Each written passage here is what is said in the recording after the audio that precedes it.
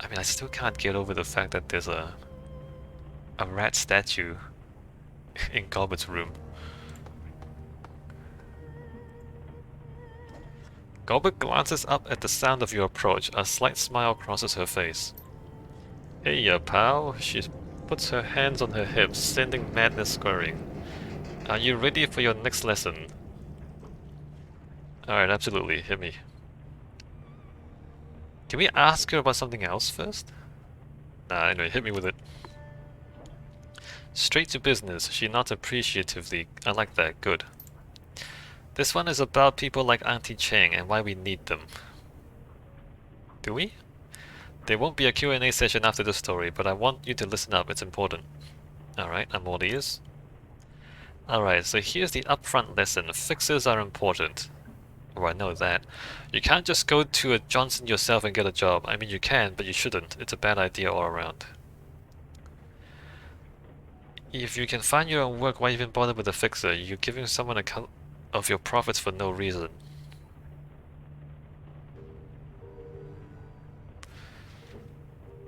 Alright, let me just just for the sake of discussion.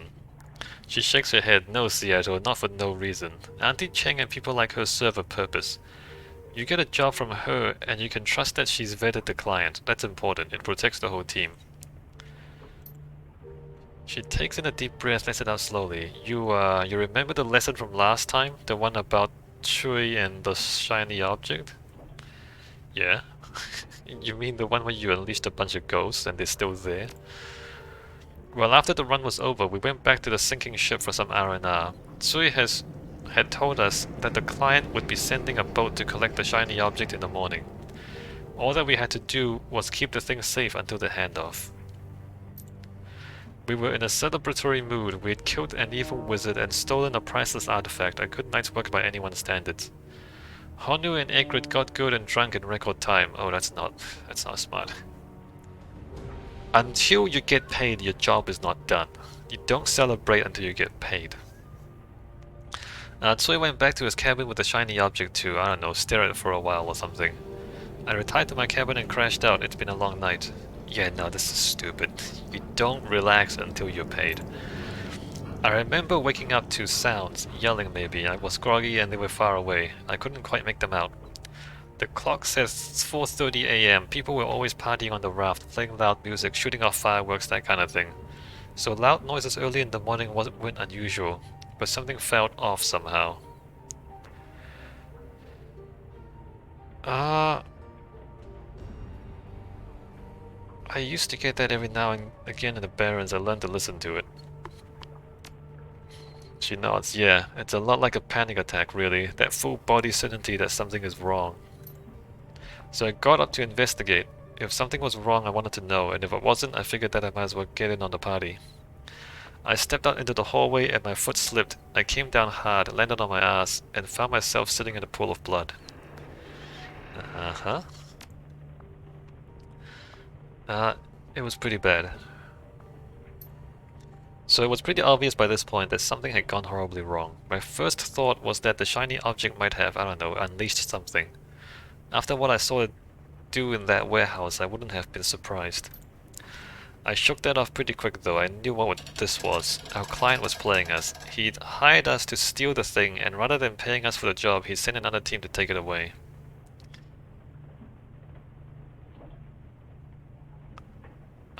So what did you do? I got up and beeline for Malvina's cabin. She was the closest thing that the sinking ship had to a leader, and the strongest rat shaman on the raft. Why go to her? Why not head straight to Zoo's cabin? Because that's where the enemies would be. If the raft was under attack, that's probably what I would have done too. Yeah, it seemed like the right thing at the time. If there was a retrieval team coming for the shiny object, and they were strong enough to handle Tsui while he was holding it, what chance would I have of stopping them on my own? I figured that it was time to bring out the big guns. Malvina was the one whom I can get them from. I passed some pretty bad stuff on my way down to Malvina's cabin. It was old man Xu Yan's vault over again. The torn up bodies, the blood-streaked floors. I saw people who'd been cut apart with machetes, scorch marks on the container walls. Alright. She bites her lip, grimacing at the unpleasant memories stewing in her head. Deep down in the pit of my gut, I could feel the thrumming vibration of the shiny object. That heartbeat feeling that I had in the warehouse, it was back and stronger than ever. Whatever that rock was, it was awake.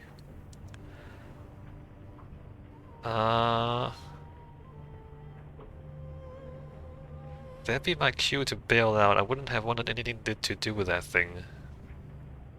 I kind of figured that hanging onto the thing was a bad idea. Did you make it to Malvina's cabin?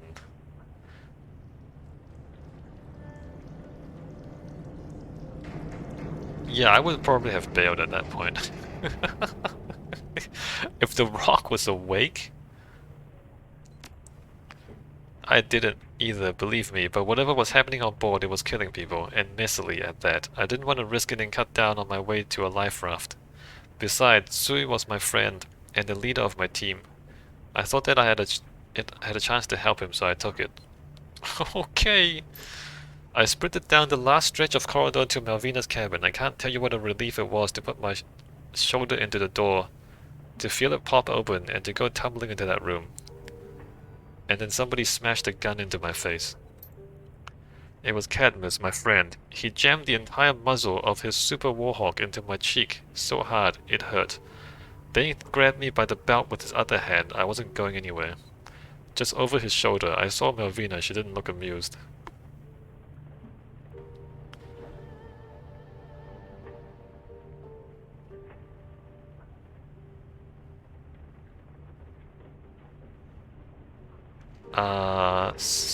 Did they think that you were in on the attack somehow? Yeah, only it wasn't an attack. Our client had nothing to do with it. Oh. Turns out there was no client. Tsui had lied to us. And by helping to steal the shiny object, I'd unwittingly given him what he needed to foment a mutiny. What? A mutiny? You're fighting over a pile of floating crates. It's like a... Isn't this like a pile of containers strapped together? You're fighting over a pile of rubbish. She pauses for a moment, gathers her rats in her hands and lifts them to her shoulders. They scurry over the leather of her coat and disappear into her hair. As it turned out, betrayal hurts, Seattle. Malvina felt it and I felt it too. Tsui had been a friend. I just risked my life to save his like 4 hours ago. And he tricked me into helping him do something unthinkable. Why do you think he did it? Why all of this over a heap of junk floating in the bay? Yeah, exactly. I don't know, maybe he'd gone toxic. Maybe he got ambitious and wanted to be the king of our little aquatic hill. He didn't discuss it with me first or anything. I'd be willing to bet that something had gone rotten in Sui long before we had ever met. He was pretty damn good at hiding it. Or maybe it happened recently, he could have been possessed. Yeah, maybe the shiny object possessed him. She holds up a hand. I don't know why he did it. Frankly, I don't care. The only thing that's important here is that he did. Yeah, no, maybe the shiny object did something to him when he used it. What'd you do? What could I do? I didn't have a whole lot of options, and Cadmus was kind of on edge, like red-faced and screaming. So I opened my mouth and I fast-talked my way out of it. I started off by doubling down on my loyalty to Malvina, Cadmus, and the status quo on the sinking ship. Swearing my undying friendship, you know the drill. I did a good job of it, but they still looked a little iffy. Iffy with a warhawk is bad, so I volunteered to prove myself by stealing the shiny object back from Zui. That follows, I guess. I mean, he only had it because of you, right? That was the idea, yeah. I mean, I didn't have a choice. I'd inadvertently helped to arm the bastard who was tearing our friends and neighbors apart. I don't think I could have cleared my name without taking his weapon away again. It was a hell of a night. I don't want to get into too many of the gory details. Friends died, hell, friends killed each other. It was brother against brother, all that jazz. And Sue's indiscriminate use of the shiny object let a ton of things into this world that shouldn't have been. Did you get a good view of? Did you get a good view of them this time? Yeah, I wish that I hadn't, but I hadn't, but I did. I don't really know how to describe the things. They were like animals, but wrong. Too many tails, bones in the wrong places, huge open sores, that kind of thing. Cool. They were spirits manifested in physical form, I think. Most of them took the form of rats, swarms of insects, rotting things.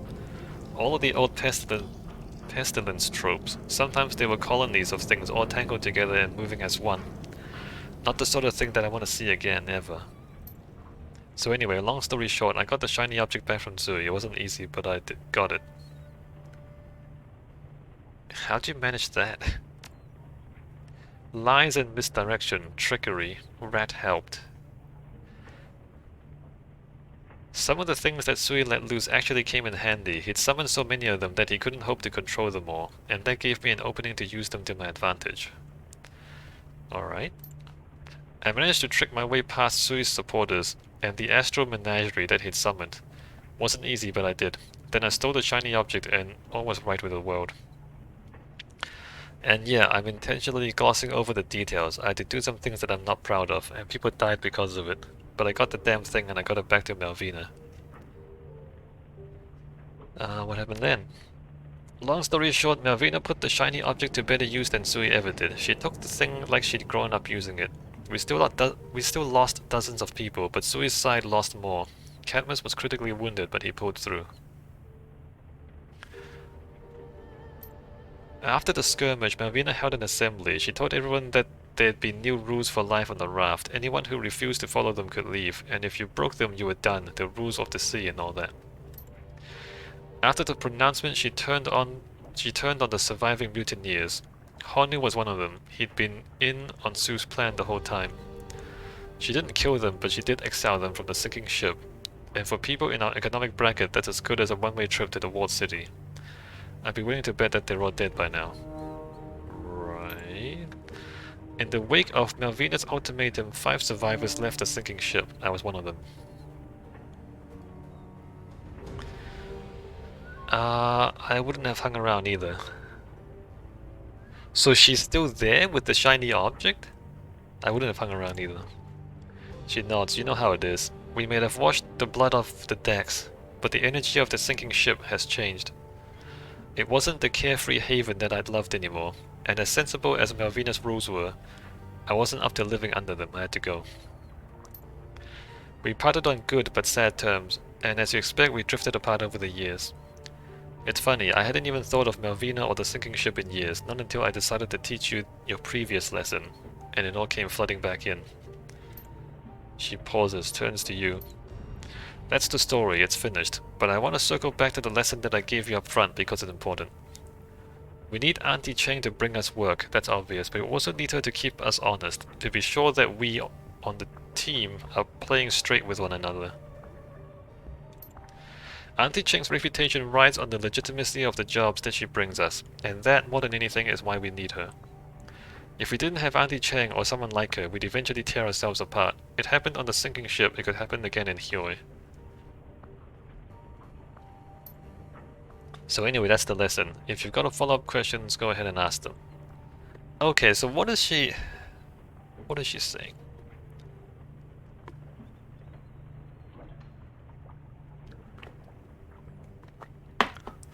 She's basically saying that you need someone who is not on the team to tell the team what to do, or rather to keep the team members honest.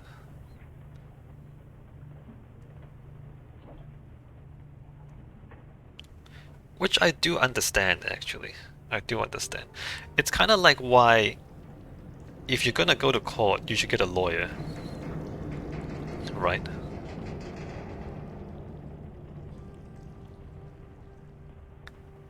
Is that because, like, when you are, like, as a Shadowrunner, like, if you're on the team, your perspective is biased, right? Like, you're not, you gotta look at yourself. And maybe like some people can get past that and stay impartial, but I wouldn't trust a lot of people to be able to do that, really. I mean, now that I'm thinking about it. Like, there's always the temptation to like cheat, and that happens a lot. Like, that's how corruption works, right? Like, people like take a cut, they pocket a part of the stuff for themselves, and they start stealing from the pot, as it were. That sort of thing happens.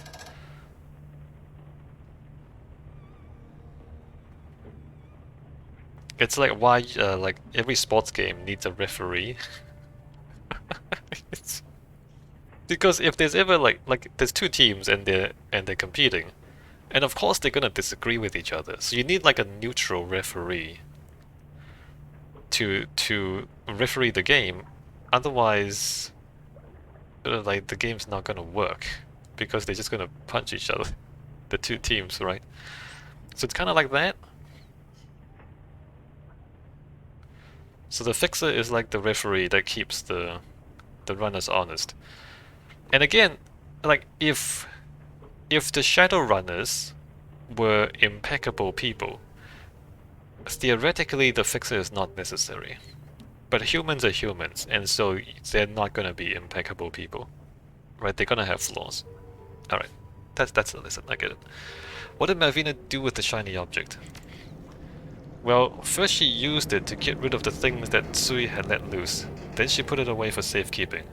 It's probably still there on the sinking ship, ensconced in some shrine or other, held under lock and key. Oh, that's dangerous. It's so dangerous. Wasn't the wasn't the sinking ship like rigged with explosives already? So there's like physical explosives and there's also this magical time bomb. She should have tossed the thing into the bay. Yeah, agreed. I didn't like it either. But then she'd already proven that she could handle the thing. And it did help her put down Sui's mutiny. Plus she's a shaman. We deal with dangerous magic beyond mortal ken on a daily basis. It's not that weird for us. No, but it's dangerous. Like, I'm not saying that it's weird. I'm saying that keeping something like that around is dangerous. Yeah, but still. Remember that she just watched her home, the home that she was supposed to guide and protect, tear itself apart. She'd lost a lot of friends and failed in her duties as a leader, and I think that hit her pretty hard. In the shiny object, she saw something that could help her keep that from ever happening again. Given the choice between tossing it and keeping it in her back pocket, well, you do the math. No, but it could do it again! Right? You just said it was the shiny object that allowed another person to destroy her home. If she ever loses control of it, somebody else gets their hand on it, or if she just makes a mistake, uses it wrong, the thing could tear the place apart again. Then what do you mean I do the math? The thing is dangerous. I mean, yeah, I mean she when she used it, she fixed things, but doesn't mean that, you know, no one else is ever gonna, I don't know, steal it from her or something. You know what I mean? No, it's still dangerous. Like I said, I'd have preferred it if she ditched the thing, but in the end, it wasn't my choice to make. From what little I've heard, she's still in power over there, so I guess it worked out okay. I don't know, man. Power corrupts. I mean, she might have become like a dictator. And Sui, what happened to him? That walking colostomy bag was already dead, eaten by his own monsters after I took the shiny object away. Turns out he wasn't much good at controlling them without it. Oh, real? He was already dead? I thought you said he didn't die. I thought you said he was exiled. Her voice fills with grim satisfaction. He didn't even live long enough to watch his mutiny fail. I've got a question about Isabel. Oh yeah? Well, sure then. Ask away. She told me that you led her out of the walled city when you were kids. Care to fill in the details on that? Yeah, I guess I'm not surprised. Iz has never been big on padding a story with unnecessary detail. Want to tell your side of the story? Seems that I've got a vested interest in the walled city these days. Yeah, sure, why not? I'll share. She taps her chin thoughtfully. To start, I guess that you're gonna need to know what the walled city was like when me and Iz were kids. She didn't tell you anything about that, did she? No, she didn't say much. Didn't think so.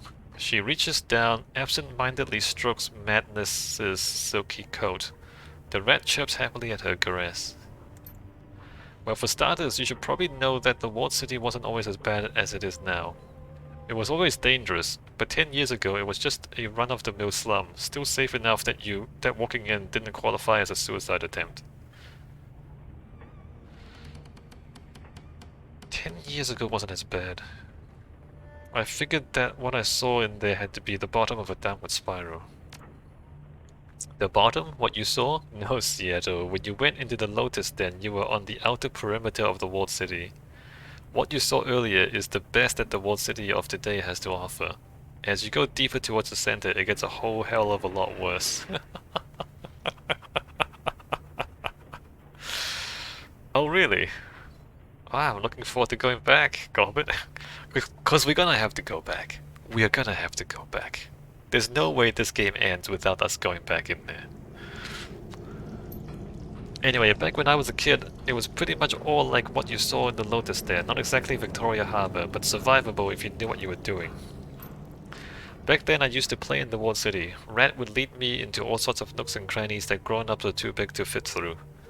There was this other young shaman in there that I used to play with. His name was Happy, or Lucky, or something like that. He followed Pig, nice guy, good card player. Obviously none of this was a good idea. A teenage girl going into the walled city by herself, that's a recipe for disaster. I didn't realize any of this at the time though. I loved playing in the alleys and crawl spaces of the walled city, it was fun. I just realized that the totems over in Hong Kong, they're the 12 animals of the Chinese zodiac. Like rat, pig, what are the other ones? There's tiger,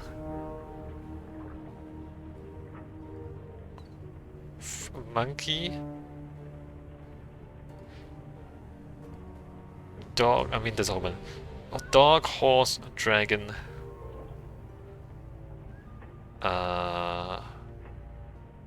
goat, chicken. Did I say dog? Anyway, there's the 12, the Chinese zodiac. Is this how you met Isabel, by exploring the walled city as a kid? Yep, inside the wall there were these districts. You were in one earlier when Cheng sent you after Strangler Bao, the Lotus Den. Yeah, how many districts are there? A lot. Some of them aren't much bigger than an apartment building. You'd be surprised how many people you can cram into a single room when you have to. If you go to Hong Kong, you'll find out. Isabel and her family lived in the Mansion district. It's sort of a holding pen for refugees from the Middle East and Africa. Basically anyone who isn't Asian, European, or Goblinoid. It's less pleasant than it sounds. There are no mansions in the Mansion district. Why was it called the Mansion district? The locals named it after Chu King Mansions out in Jimsha Tsui. It's Jimsha Tsui. Jimsha Tsui. Sort of an inside joke. The mansions are the unofficial African quarter of Hong Kong. Most of the free enterprise zone's African migrants settle there if they can afford it. The destitute refugees like Iz and her family don't get to go to Chongqing mansions. They get herded into the walled city, and once they're here, the mansion district is where they wind up. Forced relocation, huh? I guess some things never go out of style. No, they don't. And once the refugees arrive in the mansion district, their prospects don't exactly improve. The only things that most of the people in the mansion had in common were the color of their skin, and the fact that they were living in crushing poverty. They didn't even have a common language to speak. It was a pretty rough place, lots of infighting, lots of gang-on-gang violence. People did band together for protection, but there wasn't a lot of hope. Everyone lived in fear of being sent deeper into the slum towards the center. When you start getting dragged in that direction, you don't come back.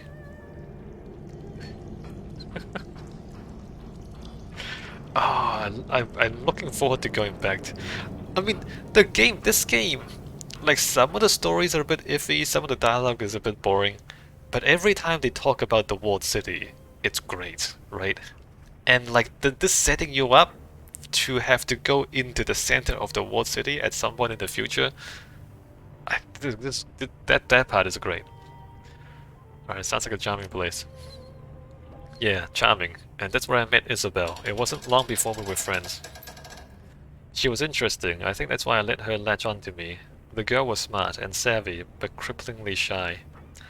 She didn't belong in the walled city, no one really does, but with her it was painfully obvious. She was like a little mouse crammed into a box full of weasels. It was only a matter of time before somebody snapped her up. So what happened? What led you to take her out of the walled city? Rat happened. She came to me in a dream, showed me that whatever was going bad in the walled city was getting worse. The whole place was rotting from the inside out, choking the bad chi and lost hope. Choking in bad chi and lost hope. I decided to go inside one more time. If I found Isabel, I'd offer to lead her out. If I didn't, well...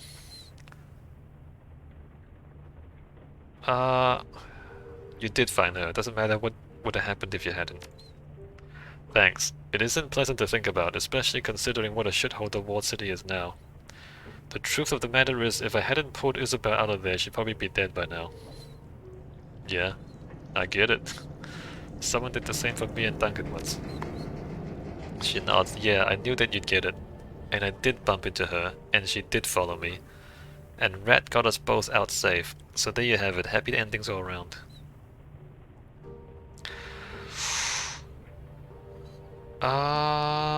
What about the other people who stayed behind? That other shaman that you knew? They went bad. Crazy. That pig shaman that I knew wound up going full-on toxic. It was horrifying. He burned himself out in an orgy of blood. Nasty business and not for me. Okay, he just like exploded in magic? Toxic, what does that mean? When a shaman goes toxic, he goes bad. It's like if you invert the usual meaning of a totem. That's what a toxic shaman does. Dog shamans are loyal and friendly, like all good dogs are. A toxic dog shaman is rabid. They're both dog, but they're different aspects of dog, get it? Yeah, and your pig shaman friend went toxic. That's what I heard. You don't want to know what happened to him, what he became. It was pretty bad at the end, before the locals overwhelmed him. A lot of people died. Uh-huh. What about Isabel's family? She said they were still in the walled city. Why didn't you bring them with you? You think that I didn't want to? She sweeps a loose strand of hair out of her eyes. Look, it was going to be dangerous enough to get Isabel out on her own. Dragging a whole family out with her would have been impossible.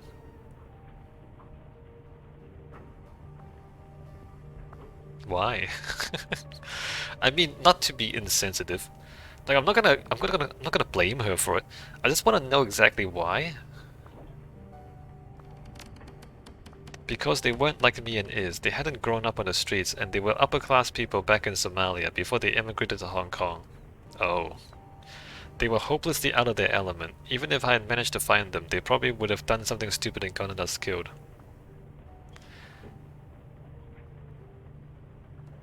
I get it. I mean, it's the same reason I don't bring Duncan on runs. So you just left them? Damn right I did. Even if I managed to convince them to come with us, they would have gotten caught. The Yellow Lotus would have kidnapped them if they were lucky. If they were unlucky, the throw gangs or organ leggers might have gotten them. It wasn't worth the risk to even try. I mean, I kinda get it. I kinda get it. And I don't know enough about the situation to, you know, make a better judgment. She sniffs. Besides which, Isabel didn't want to bring her family. She wanted to get away from them as much as she did from the walled city. Never could get her to tell me why. I can guess why. That's all. Can we talk about something else? Thought on the last run. Oh, I didn't bring her, right. Thanks, Gobbet. Sure, and Seattle, thanks for listening. These lessons are for your benefit, but I think that they help me too. And it's nice to be taken seriously every now and then.